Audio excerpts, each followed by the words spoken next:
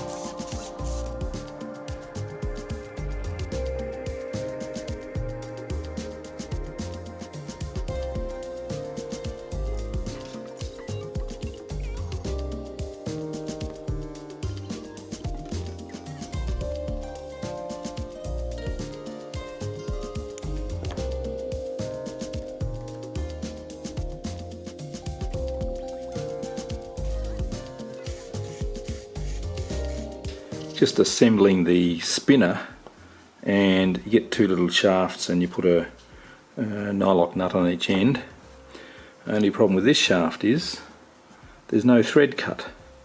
It's cut on the other side, but they've forgotten to cut the thread, so I can't screw the nut on, unfortunately.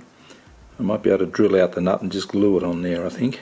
But we'll have to try that anyway. That's a little bit irritating. This is the motor mount set up, and that's the standard spacing for most motors that you can mount it onto there, and that is screwed onto the actual plastic motor mount, which gets glued into the nose. That means you can get in there and undo the motor and take it off, which is a good idea. Prop mount is 3mm. Need a 3mm shaft on the motor. Unfortunately, the only motor I've got with a 3mm shaft is 2200 kV, but I'll be able to run it on 2S, I think, so that should be okay.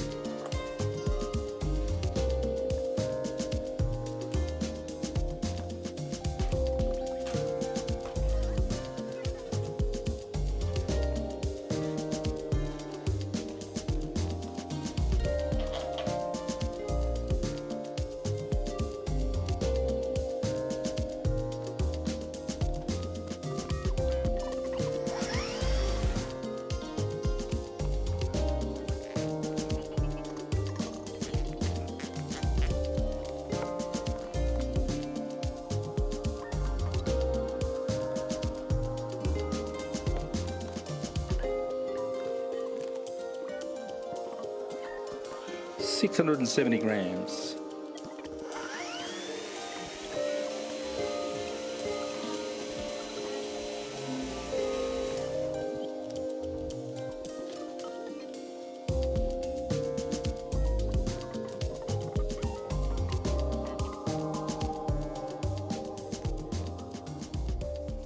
We're all assembled and ready to go now. That was a fun build. A few little issues, mainly the unthreaded shaft going through the prop spinner there.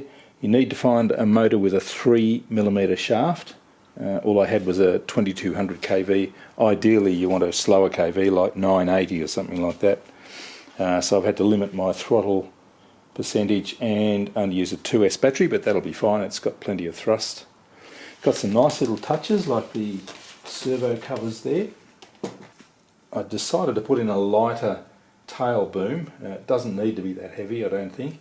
I had a lighter woven carbon fibre tube which was only half the weight of that. That's 20 grams, and now I've only got 10 grams in there, so that'll help balancing it a bit better.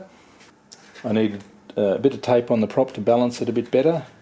Now with the setup I've got flat out, it is pulling 23 amps, so should have some nice speed with a 30 amp ESC. All up weight ready to fly with the 2200 in there is about 670 grams, so that's a nice weight. Should be reasonably fast and might even glide a bit. Alright, next video we'll take it out for a fly. Thanks for watching.